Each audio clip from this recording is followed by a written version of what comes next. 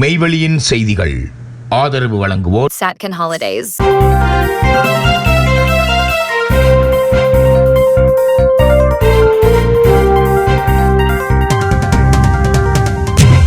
வணக்கம். மெய்வெளியின் செய்திகள் வாசித்தளிப்பவர் சுகன்யா பிரேம். முதலில் இலங்கை செய்திகள்.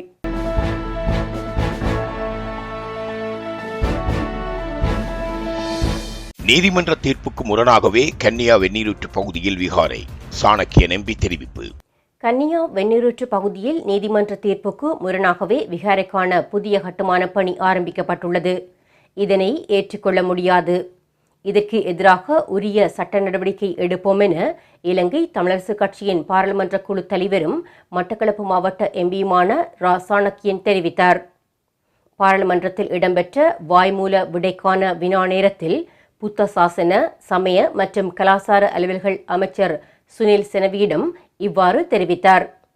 திருகோணமலை மாவட்டத்தில் கன்னியா வெந்நீரூற்று பிரதேசத்தில் நேற்று புதன்கிழமை புதிய விகாரை கட்டுமான பணிகளை தொல்பொருள் திணைக்களம் முன்னெடுத்துள்ளது.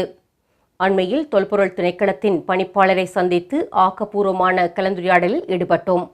அந்த வகையில் தொல்பொருள் திணைக்களத்தின் பணிப்பாளரை தொடர்பு கொண்டு உரையாட முயற்சித்தேன்.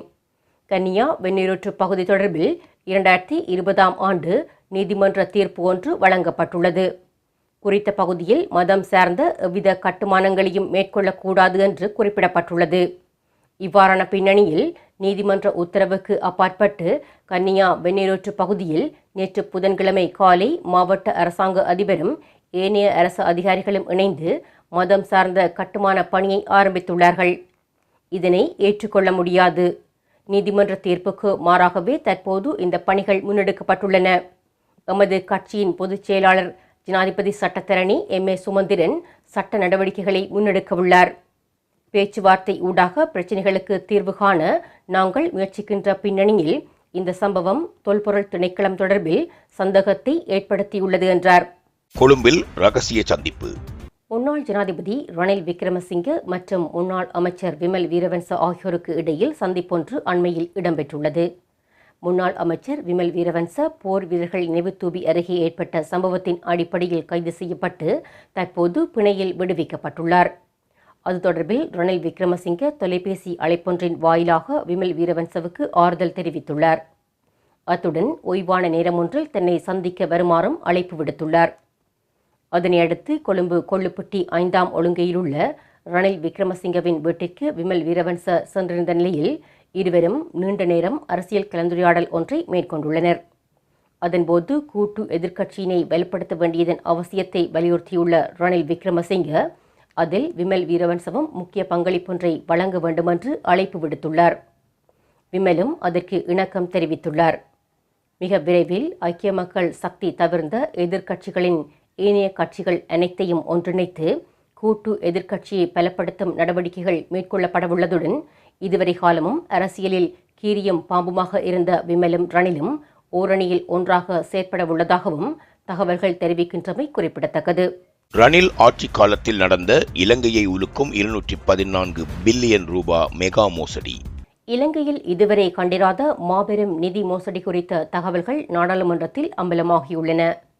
போலி ஆவணங்கள் மூலம் சுமார் 715 மில்லியன் அமெரிக்க டாலர், இலங்கை ரூபாயில் 214.7 பில்லியன் சட்டவிரோதமாக வெளிநாடுகளுக்கு கடத்தப்பட்டுள்ளதாக குற்றப்புலனாய்வு திணைக்களம் தெரிவித்துள்ளது.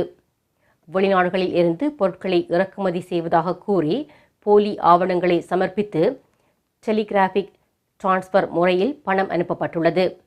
ஆனால் நாட்டிற்கு எந்தவொரு பொருளும் இறக்குமதி செய்யப்படவில்லை என்பது விசாரணையில் தெரியவந்துள்ளது.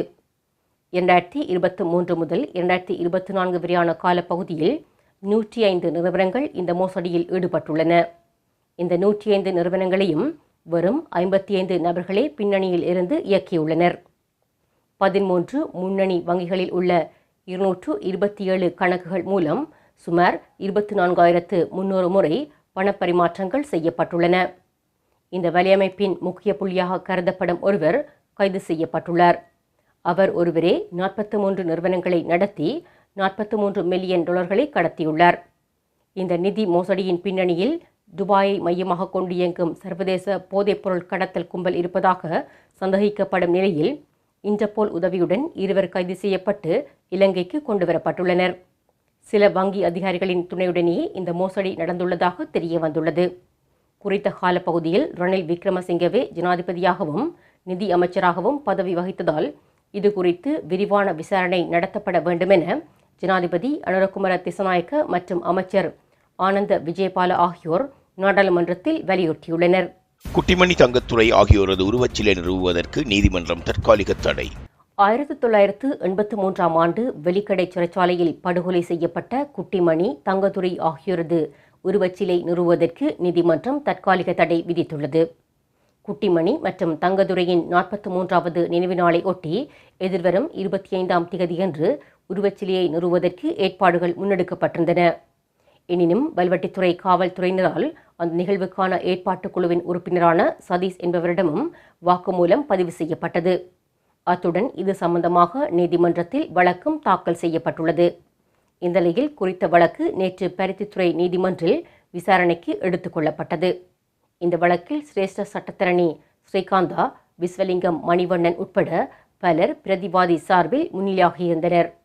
இதன்போது முன்வைக்கப்பட்ட கருத்துக்களை பரிசீலித்த பருத்தித்துறை நீதிவான் அடுத்த மாதம் 4ஆம் திகதி வரை குறித்த சிலை நிறுவுவதை தற்காலிகமாக நிறுத்தி வைப்பதற்கான கட்டளையை பிறப்பித்திருந்தார்.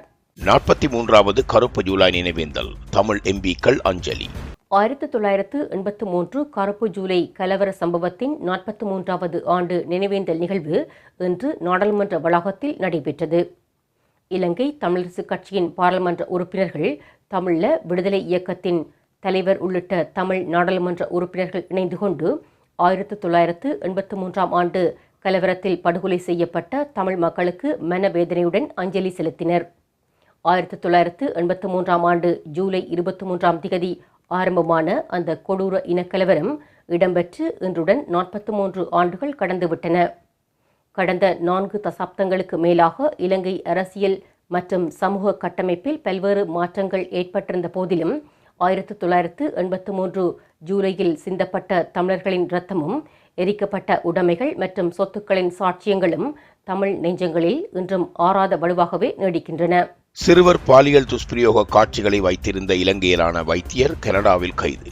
கனடாவின் டொரண்டோவில் அமைந்துள்ள முன்னணி சிறுவர் வைத்தியசாலைகளில் ஒன்றான ஹாஸ்பிட்டல் ஃபார் சிக் சில்ட்ரன் மருத்துவமனையில் பணியாற்றிய 44 வயதான இலங்கை வம்சாவளியைச் சேர்ந்த மருத்துவர் டிலான் திசநாயக்க கைது செய்யப்பட்டுள்ளார். சிறுவர் பாலியல் துஷ்பிரயோகத்தை சித்தரிக்கும் சட்டவிரோத இணைய உள்ளடக்கங்களை பார்த்தல், பதிவிறக்கம் செய்தல் மற்றும் கைவசம் வைத்திருத்தல் உள்ளிட்ட குற்றச்சாட்டுகளின் கீழ் டொரண்டோ போலீசாரின் இணையவழி சிறுவர் சுரண்டல் விசாரணை பிரிவு அவரை கைது செய்துள்ளது. இந்த விசாரணை இந்த ஆண்டு ஜனவரி மாதத்தில் ஆரம்பிக்கப்பட்டதாகவும் பின்னர் நீதிமன்ற அனுமதியுடன் மருத்துவரின் வீடும் அவர் பணியாற்றிய மருத்துவமனையும் சோதனையிடப்பட்டதாகவும் தெரிவிக்கப்பட்டுள்ளது. அப்போது கணினிகள் உள்ளிட்ட பல மின்னணு சாதனங்கள் கைப்பற்றப்பட்டுள்ளன. எனினும் சுமத்தப்பட்டுள்ள குற்றச்சாட்டுகள் அவரது மருத்துவமனை பணியுடனோ அல்லது நோயாளிகளுக்கான சிகிச்சை சேவையுடனோ தொடர்புடையவை என்பதற்கான எந்த ஆதாரமும் இதுவரை கிடைக்கவில்லை என்று டொரண்டோ போலீசார் தெரிவித்துள்ளனர். மேலும் இந்த குற்றச்சாட்டுகள் நீதிமன்றத்தில் இன்னும் நிரூபிக்கப்படவில்லை என்பதையும் அவர்கள் சுட்டிக்காட்டியுள்ளனர். இதனிடையே ஹாஸ்பிட்டல் ஃபார் சிக் சில்ட்ரன் மருத்துவமனை வெளியிட்டுள்ள அறிக்கையில் இந்த சம்பவம் அதிர்ச்சியும் கவலையும் அளிப்பதாக குறிப்பிடப்பட்டுள்ளதுடன் போலீஸ் விசாரணை குறித்து அறிந்தவுடன் மருத்துவரின் பணியை உடனடியாக இடைநிறுத்தியதாக தெரிவித்துள்ளது. மேலும் நோயாளிகள் அல்லது அவர்களது குடும்பத்தினருக்கு நேரடி பாதிப்பு ஏற்பட்டதாக இதுவரை எந்த தகவலும் இல்லை என்றும் தேவையான உதவி மற்றும் தகவல்களை வழங்க சிறப்பு தொடர்பு வசதிகள் ஏற்படுத்தப்பட்டுள்ளதாகவும் மருத்துவமனை தெரிவித்துள்ளது. செய்திகளில் இனி வருவன இந்திய செய்திகள். Soft ocean breeze. Bentata welcomes you to paradise with Satkin Holidays. Mirasa Beach. Feel the magic of Mirasa, where turquoise waves, peaceful beaches, and unforgettable moments create the perfect escape for couples. Relax, walk by the shore, and fall in love with every sunset. Weligama. Adventure meets romance in Weligama. Surf, smile, and enjoy the beauty of Sri Lanka with Satkin Holidays. Your dream beach getaway starts here. Satkin Holidays. For more info, contact www.satkin.com.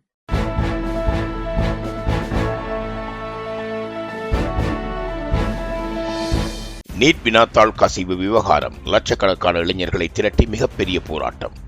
NEET வினாத்தாள் கசிவு விவகாரத்தில் மத்திய கல்வி அமைச்சர் தர்மேந்திர பிரதான் பதவி விலக கோரி டெல்லியில் நடைபெற்று வரும் போராட்டம் மேலும் தீவிரமடைந்துள்ளது. கடந்த ஜூன் 28 முதல் ஜந்தர் மந்தர் பகுதியில் போராட்டத்தில் ஈடுபட்டு வரும் சிஜேபி அமைப்பினர் கடந்த 20ஆம் தேதி நாடாளுமன்றத்தை நோக்கி பேரணியாக செல்ல முயன்றபோது போலீசாருடன் கடும் மோதலில் ஈடுபட்டனர். போலீசார் கண்ணீர் புகைக்குண்டுகள் மற்றும் தடியடி மூலம் போராட்டக்காரர்களை கலைக்க முயன்ற நிலையில் சிலர் கல்வீச்சில் ஈடுபட்டதாகவும் வாகனங்கள் சேதமடைந்ததாகவும் தெரிவிக்கப்படுகின்றது. இதனையடுத்து சிஜேபி அமைப்பின் செய்தி தொடர்பாளர் அசுதோஷ் ரன்கா இது ஒரு முன்னோட்டம் மட்டுமே என்றும் கோரிக்கைகள் நிறைவேற்றப்படாவிட்டால் லட்சக்கணக்கான இளைஞர்களை திரட்டி மிகப்பெரிய போராட்டம் முன்னெடுக்கப்படும் என்றும் எச்சரித்துள்ளார். அதேவேளை அமைப்பின் நிறுவனர் அபிஜித் திப்கே நீட் விவகாரம் மற்றும் சமூக சேவகர் சோனம் வாங்சுங் மேற்கொண்டு வரும் உண்ணாவிரதம் தொடர்பாக பிரதமர் நரேந்திர மோடி மௌனம் கலைக்க வேண்டும் என வலியுறுத்தியுள்ளார்.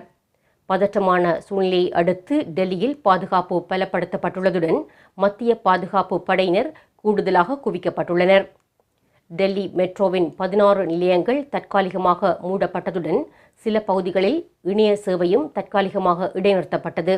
நாளை நாடு தழுவிய போராட்டங்களுக்கு கரப்பான்பூச்சி கட்சி அழைப்பு. கரப்பான்பூச்சி கட்சி நாடு தழுவிய போராட்டங்களுக்கு அழைப்பு விடுக்கின்றது. ஜூலை 20 அன்று நாடாளுமன்றத்தை நோக்கி நடைபெற்ற பேரணிக்கு கிடைத்த அமோக வரவேற்பை தொடர்ந்து கரப்பான்பூச்சி ஜனதா கட்சி ஜூலை 24 வெள்ளிக்கிழமையன்று நாடு தழுவிய அமைதியான போராட்டங்களுக்கு அழைப்பு விடுத்துள்ளது. ஒவ்வொரு மாவட்டத்திலும் ஒரு நாளில் ஒரு கோரிக்கை என்று சுவரொட்டியில் எழுதப்பட்டிருந்தது. இந்தியா முழுவதும் காவல்துறை வன்முறையால் பாதிக்கப்பட்டவர்களுடன் ஒற்றுமையாக நில்லுங்கள் என்றும் அழைப்பு விடுக்கப்பட்டிருந்தது. அனுமதிகள் மற்றும் ஏற்பாடுகளுக்காக ஒன்றிணைந்து செயற்படுமாறு உள்ளூர் மாணவர் சங்கங்களையும் பிற அமைப்புகளையும் அந்த குழு அறிவுறுத்தியுள்ளது. செய்திகளில் தொடர்வன உலகச் செய்திகள்.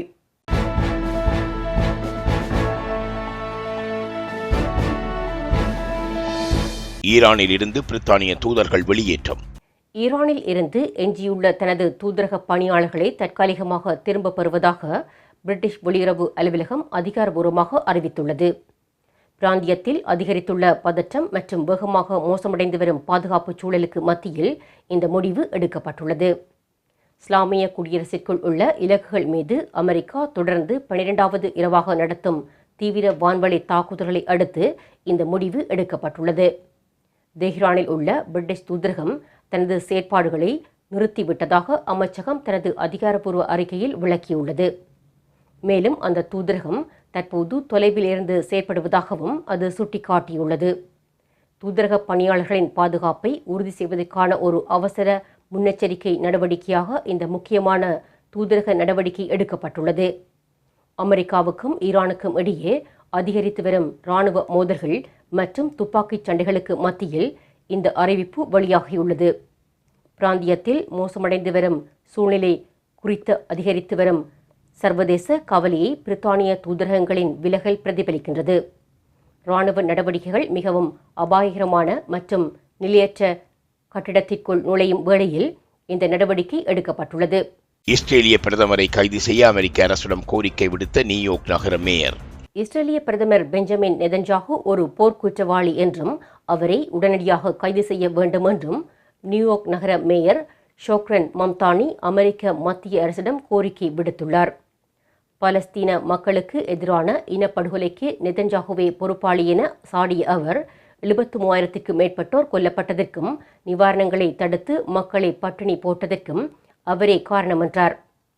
சர்வதேச குற்றவியல் நீதிமன்றத்தின் கைது பிடியாணையை நிறைவேற்ற நியூயார்க் நகருக்கு நேரடியாக சட்ட அதிகாரம் இல்லை என குறிப்பிட்ட மேயர் அமெரிக்க மத்திய அரசு சர்வதேச குற்றவியல் நீதிமன்றத்துடன் இணைந்து நெதன்யாகுவை கைது செய்ய வேண்டுமென்றும் அவருக்கு நியூயார்க்கில் அனுமதி இல்லை என்றும் திட்டவட்டமாக தெரிவித்தார். இத்துடன் மேவழியின் செய்திகள் நிறைவு பெற்றன. தொடர்ந்து மேலதிக செய்திகளை பார்வையிட www.mevali.com என்ற இணையதளத்தை பார்வையிடுங்கள். மேலும் மேவழி ஆப்பையும் பதிவிறக்கம் செய்து கொள்ளுங்கள். வணக்கம்.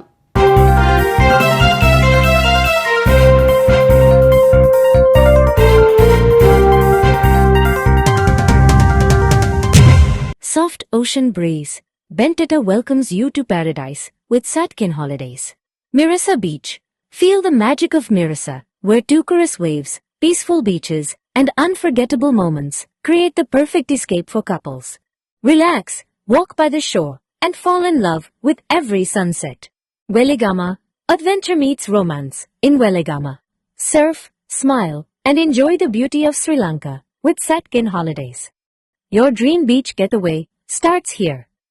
Satkin Holidays. For more info, contact www.satkin.com.